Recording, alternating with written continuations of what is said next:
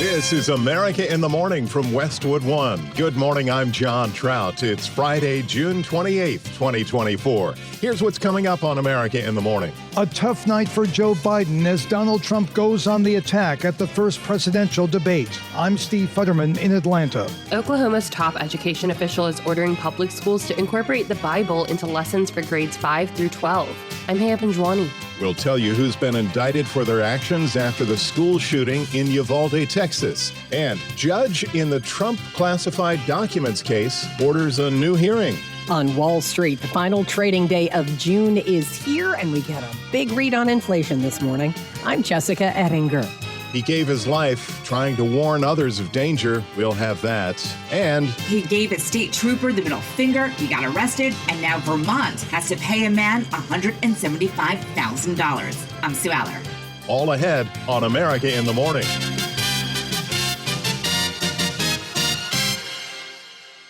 The first debate of the 2024 election year between Joe Biden and Donald Trump left backers of the president concerned over his raspy voice and stumbles on answers, with the former president on the attack. Steve Futterman reports from Atlanta. When the debate was over here, one thing was very clear. Joe Biden did not have a good night. Whatever he said was overshadowed by the optics, a weak voice, sometimes stumbling on his words. He often looked away from the camera. Listen to this answer, Biden talking about illegal immigration. And I'm going to continue to move until we get the total ban on the total initiative relative to what we're going to do with more Border Patrol and more asylum officers. And Trump immediately tried to pounce on it. President Trump? I really don't know what he said at the end of that sentence. I don't think he knows what he said either. For the entire debate, Trump was the one who was the aggressor, repeatedly saying numerous times that Biden is the worst president in history. He's the worst president in the history of our country. He's destroyed our country. If he wins this election, our country doesn't have a chance, not even a chance. Biden's most forceful answer was when he attacked Trump for continuing to say that the 2020 election was rigged. Not one single court in America said any of your claims had any merit, state or local, none. But you continue to provoke this lie. Inflation was another issue Trump was more than willing to jump on. Like everything else, he claimed it's Biden's fault. He caused the inflation, and it's killing black families and Hispanic families and just about everybody.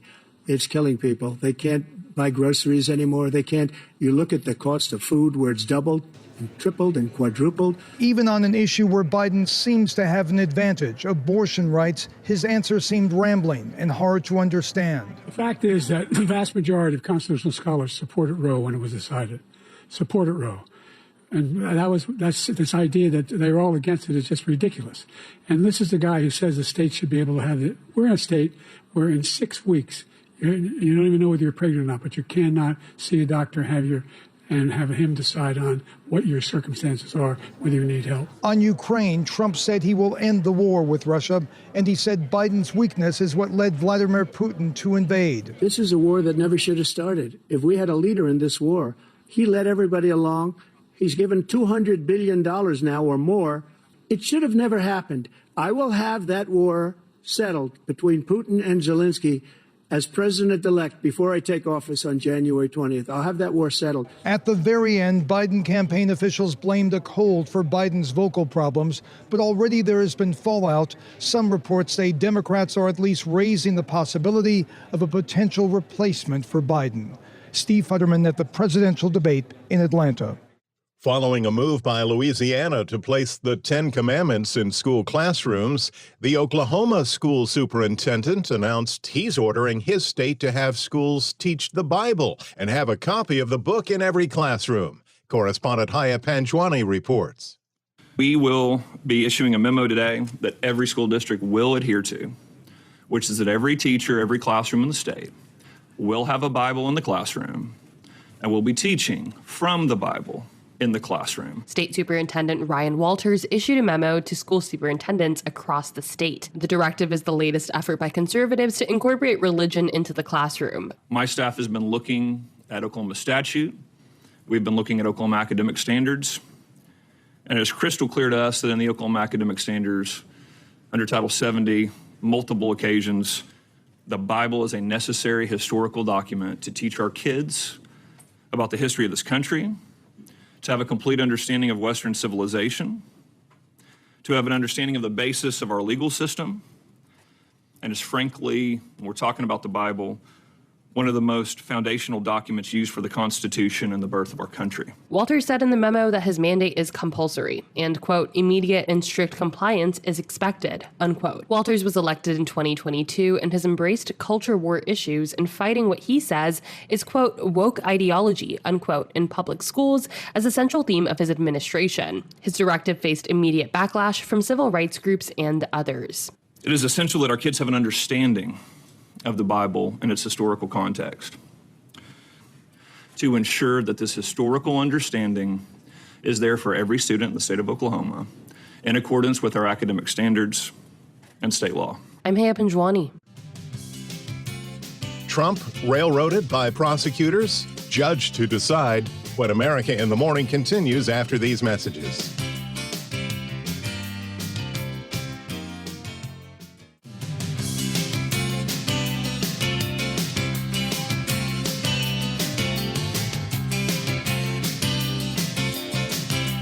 Back now on America in the Morning, beginning in the West, your AccuWeather.com forecast from LaTroy Thornton. A drying trend takes hold today for parts of the West that were rather active on Thursday, with zones of high pressure arriving in both the Southwest and the interior Northwest, able to scour out some of the clouds and pop up thunderstorms that dotted the high terrain from the Four Corners to interior sections of the Northwest, even bringing some sunshine to the Pacific Northwest today.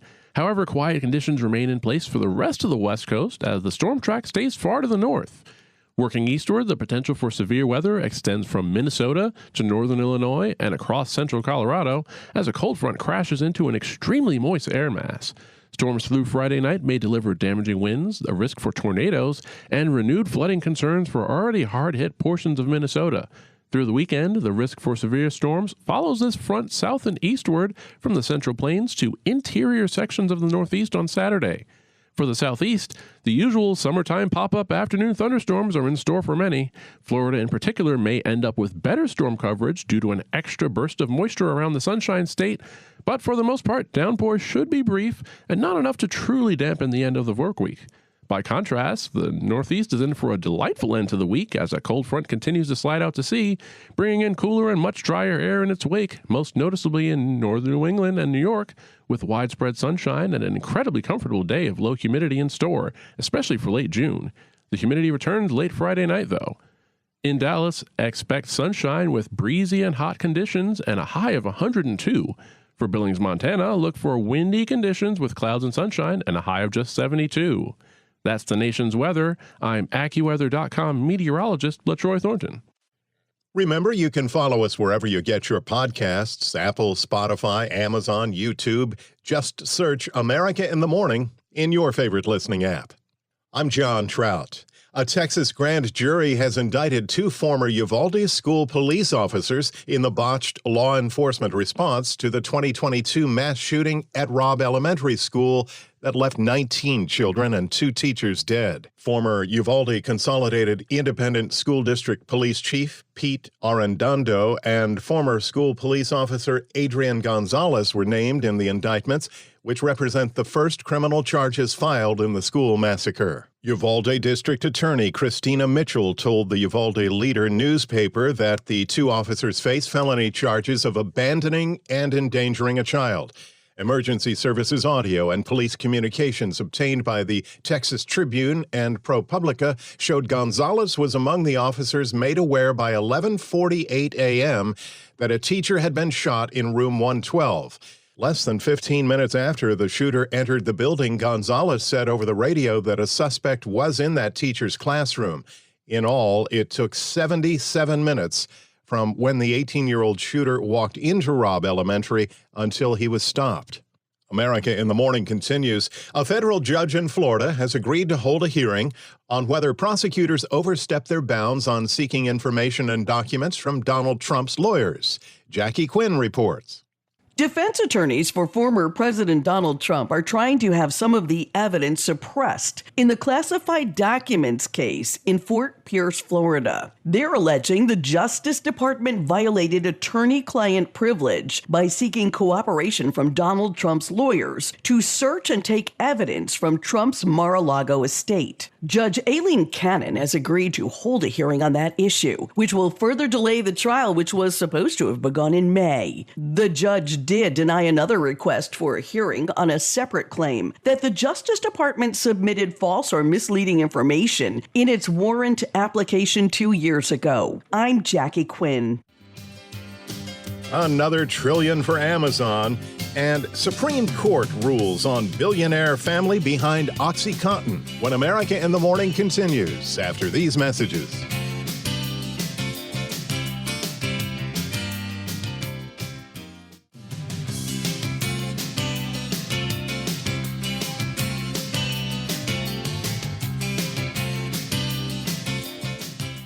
America in the Morning continues.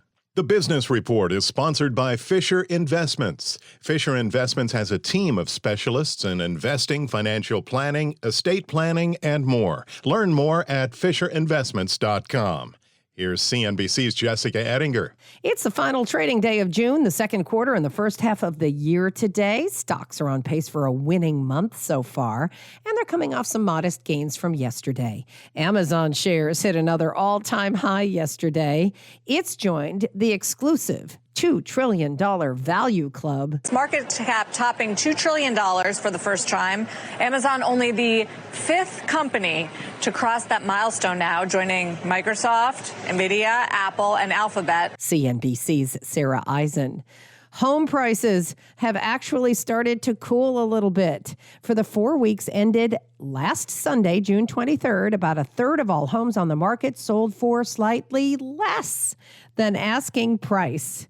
That was the most number of homes in 4 years. Inventory continues to improve, but much of that is that some homes are just sitting longer on the market. Home prices are still very high and still gaining. Active listings are up roughly 35% from a year ago, but that is coming off a near record low, so keep that in mind. There is very little supply on the lower end. Most of it is on the higher end of the market. CNBC's Diana Olick. Amazon is not known for low prices. It's planning to launch a discount store to try to fight rivals from Asia like Temu and Shein.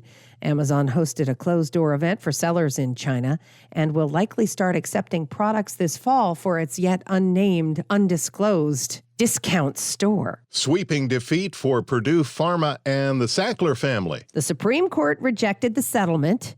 The billionaire Sackler family is not shielded from being sued, at least not yet. The Supreme Court now has rejected that nationwide bankruptcy settlement with the OxyContin maker Purdue Pharma, saying that it was not fair to a subset of the victims who did not agree with the settlement. This settlement exempted the Sackler family personal billions. What this family wanted here was a judicial order releasing the family from all opioid-related claims and enjoining victims from bringing such claims against them in the future. The Supreme Court is now rejecting that deal. CNBC's Eamon Javers. On today's watch list, we get a big inflation report, the PCE. It's not famous, but it's important. It's the Personal Consumption Expenditures Report. It's the Fed's favorite measure of inflation. Plus, we get new data on personal income, consumer spending, and the latest on consumer sentiment. New in theaters, Paramount's horror film, A Quiet Place, Day One. There's CNBC's Jessica Ettinger. When we return on America in the Morning, obscene gesture costs Vermont tens of thousands of dollars. That's after these messages.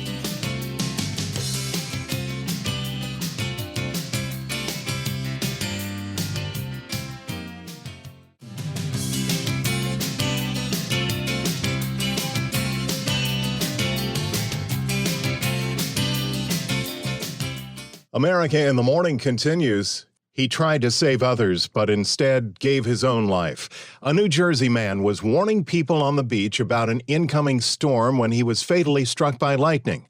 Police say 59-year-old Patrick Despoto was at the Seaside Park Beach along the Jersey shore as bad weather was approaching and tried to warn parents and their children to leave. That's when he was struck by lightning. Police found him in the sand, unresponsive. Despoto pronounced dead after being taken to a nearby hospital. It was just 2 months ago that the town of Seaside Park approved the funding to install lightning warning systems along their beach. That framework yet to be implemented. Shifting gears, state trooper gets obscene gesture, and now the state of Vermont is on the hook for 6 figures. Sue Aller explains. That's body cam audio obtained by NBC News Channel 5. In February of 2018, Gregory Bombard was pulled over by a trooper in St. Albans, Vermont, after he allegedly spotted Bombard giving him the middle finger. Bombard was charged with disorderly conduct and resisting arrest. Eventually, the charges were dropped. Bombard filed a lawsuit with the help of the American Civil Liberties Union of Vermont, which claimed that the arrest was in violation of Bombard's First Amendment rights. Hillary Rich, a staff attorney with the ACLU, also spoke to NBC News Channel 5. We have a right in this country, it's a fundamental constitutional right, to express criticism with the government.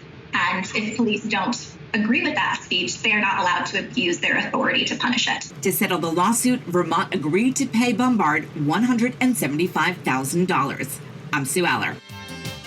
America in the Morning for Friday, June 28th, 2024 is produced by Jeff McKay. Our senior producer is Kevin Delaney. I'm John Trout. This is Westwood One. This is America in the Morning from Westwood One. I'm John Trout. Coming up this half hour, a tough night for Joe Biden and some suggesting that perhaps he should be replaced on the Democratic ticket. I'm Steve Futterman. The Justice Department has arrested nearly 200 people accused of selling unsafe drugs. I'm Jackie Quinn. The Supreme Court has rejected a nationwide opioid settlement with OxyContin maker Purdue Pharma. Sagar Magani, Washington. An Idaho judge sets a June 2025 trial date for the man accused of killing 4 University of Idaho students a year and a half ago. I'm Jim Root. Fewer people applied for unemployment last week. I'm Rita Foley. The Quiet Place films take a trip to the Big Apple this weekend. I'm Kevin Carr. Back after these messages.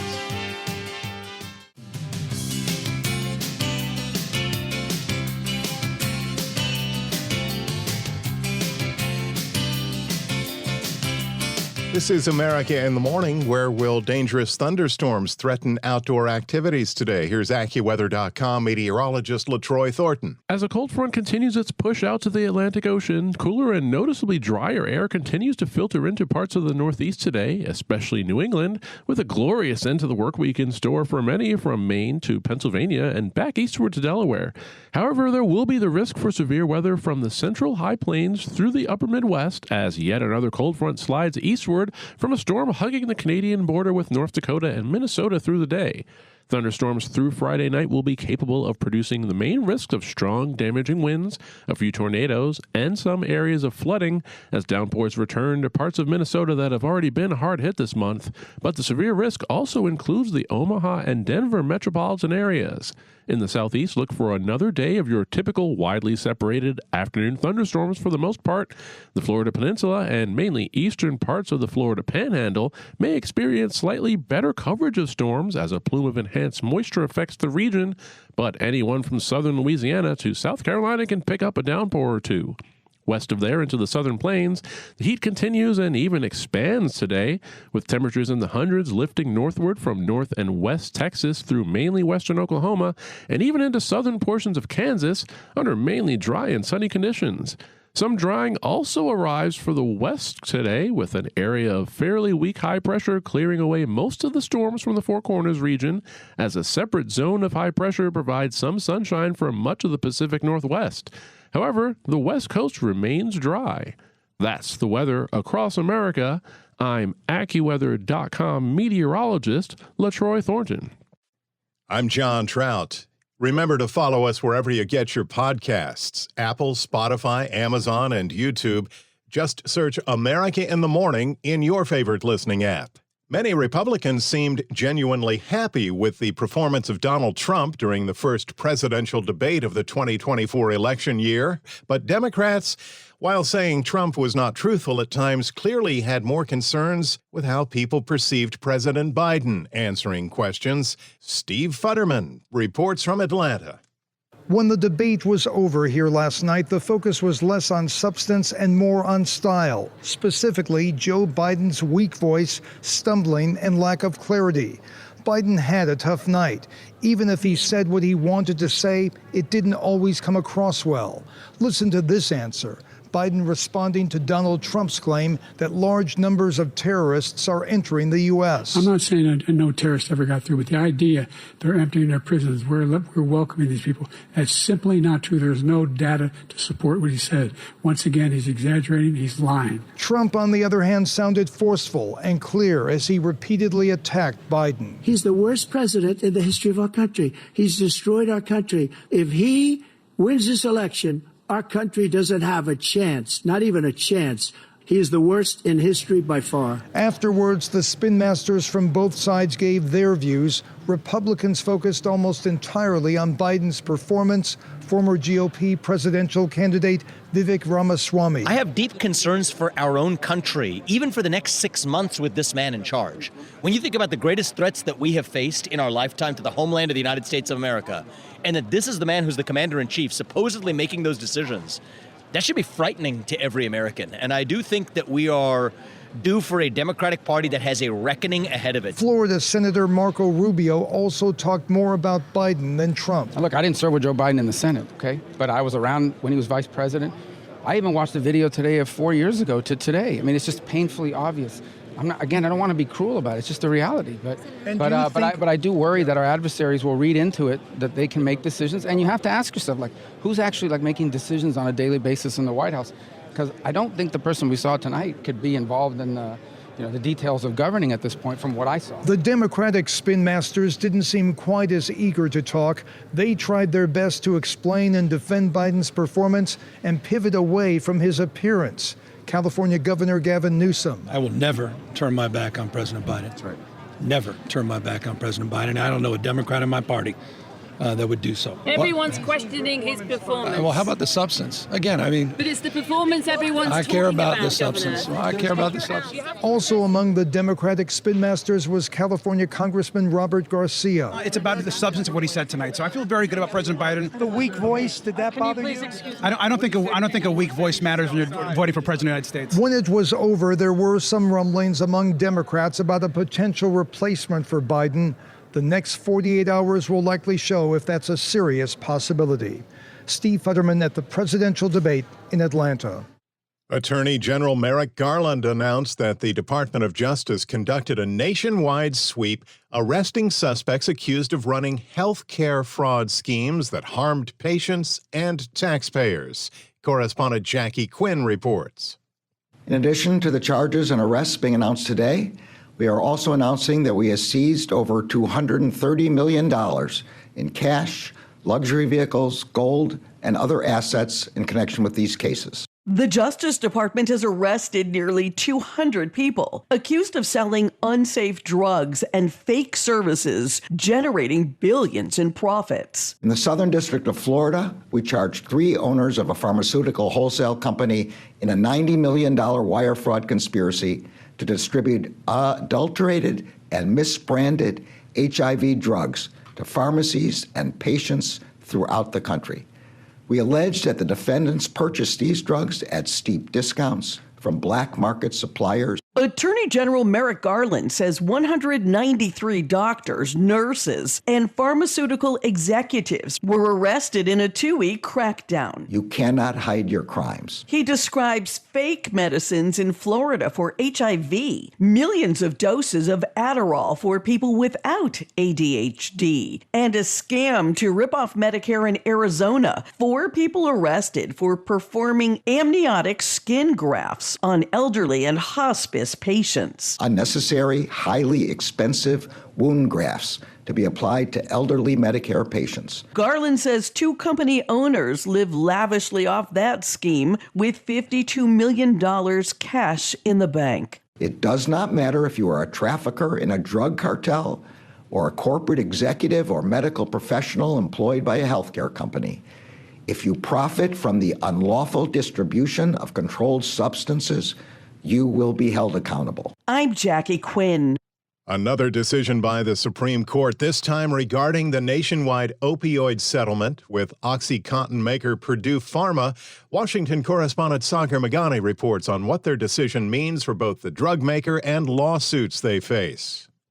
The Supreme Court has rejected a nationwide opioid settlement with OxyContin maker Purdue Pharma that would have shielded its owners from civil lawsuits over the opioid toll. The justices voted 5-4 in rejecting a deal that would have let Purdue Pharma emerge from bankruptcy as a different entity with its profits used for treatment and prevention. It would have provided billions of dollars to fight the opioid epidemic and direct payments to victims. The Sackler family would have given up company ownership and contributed up to $6 billion. The issue for the justices was whether bankruptcy's legal shield can extend to people like the Sacklers, who have not declared bankruptcy themselves.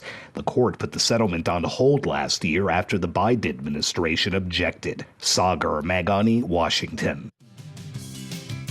Among the stories we're covering next, unemployment numbers, and the FCC steps in over AI. America in the Morning, back after these messages.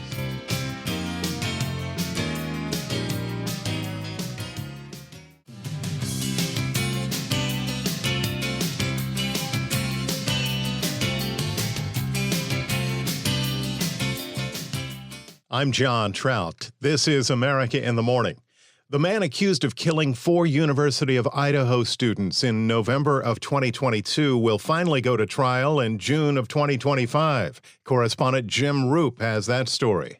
29-year-old Brian Kohberger was arrested about 6 weeks after the bodies of Madison Mogen, Kylie Gonzalez, Xana Kernudel, and Ethan Chapin were found stabbed to death in the rented home in which they lived in Moscow, near the campus of the University of Idaho. Prosecutors say they were able to link Kohberger, then a graduate student at nearby Washington State University, to the murders using DNA found on a small metal clasp that was found at the scene, linked to the knife used in the murders, as well as surveillance videos and cell phone data.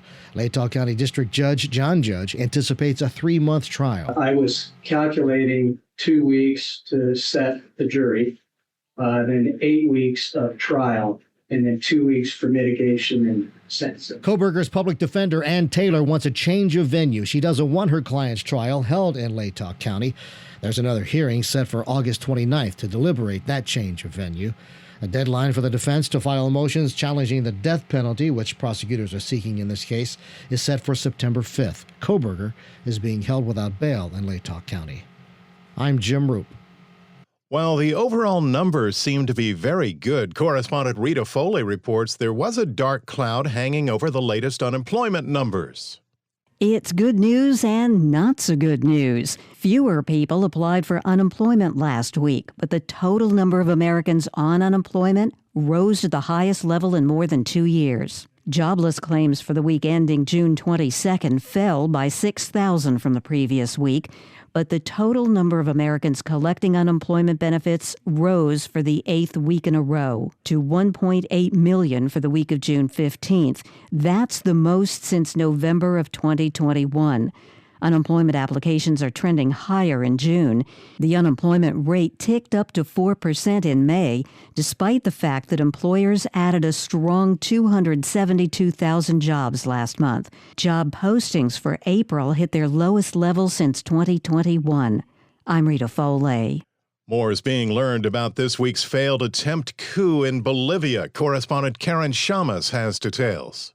Bolivia is reeling from an apparent coup attempt as calm appeared to return to the country's capital. Armoured vehicles rammed into the doors of Bolivia's government palace. as troops unleashed tear gas on protesters who flooded the streets.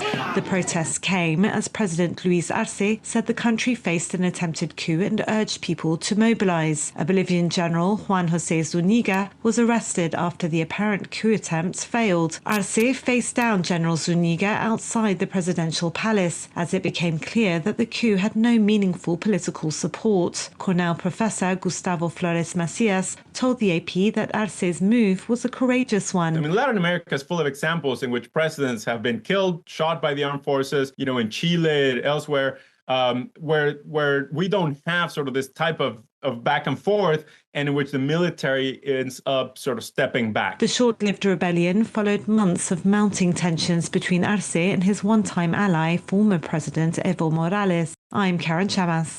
The Federal Communications Commission asks network providers to give details about their efforts to curb AI-faked political ads. With that story, here's Chuck Palm.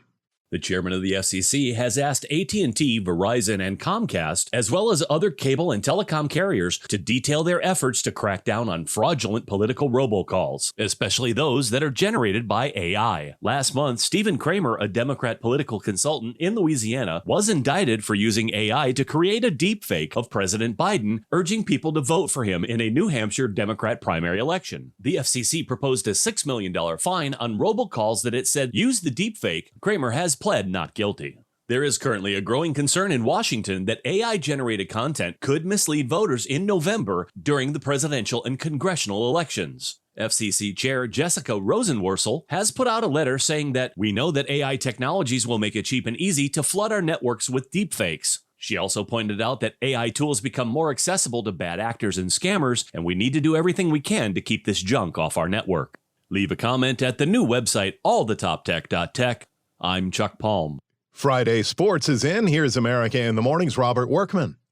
Baseball Thursday, the Angels blanked the Tigers 5-0. Davis Daniel went 8 innings in his first major league start, allowing just 4 hits and striking out 8, and the Halos hammered 3 homers to back him up. White Sox shut out the Braves 1-0 in a makeup game from April. Luis Robert Jr. went deep in the first inning off Chris Sale, and 5 Chicago hurlers made it stand up, holding Atlanta to just 3 hits. Blue Jays blasted the Yankees 9-2, George Springer with a pair of 3-run dingers. Orioles hit 4 home runs in their 11-2 rout of the Rangers. Baltimore moves ahead of New York at the top of the AL East. Reds romped over the Cardinals 11-4, pounding out 16 hits. Twins scored 6 times in the second inning en route to a 13-6 drubbing of the Diamondbacks. Ian Happ's big fly in the 10th lifted the Cubs over the Giants 5-3. I faced Jackson 2 nights ago, I think, and so, when you get that familiarity, you play a team 7 times in the course of a 2-week span, got a pitch I could handle, made a good swing. The Royals trimmed the Guardians 2-1 to start a big weekend series in the AL Central, and the Marlins rallied past the Phillies 7-4, maybe injury on top of insult for Philadelphia, as Kyle Schwarber and Bryce Harper both suffered lower body injuries in the 9th inning. The big drama in round 2 of the NBA draft Thursday centered on who, if anyone, would draft Bronny James, the eldest son of Lakers star LeBron. The answer turned out to be the Lakers, setting up the possibility of the first father-son on-court pairing in NBA history. The NHL draft begins tonight in Las Vegas. The San Jose Sharks are on the clock with the first selection. Soccer, the U.S. men lost to Panama 2-1 at the Copa America. Tim Weah took an early red card, putting the U.S. a man down for over 70 minutes. Fuller and Balogun scored for the U.S., which now faces a must-win match versus Uruguay on Monday to advance out of the group stage. Euro 24 round of 16 play begins tomorrow. Single elimination the rest of the way to the title game. And the U.S. Olympic team is taking shape. This weekend, the gymnastics trials are in Minneapolis, and the track and field trials are in Eugene, Oregon. The opening ceremonies in Paris are 4 weeks from today. That's Friday Sports. Thank you for that, Robert. When we return on America in the Morning, New York City, the quiet place. After these messages.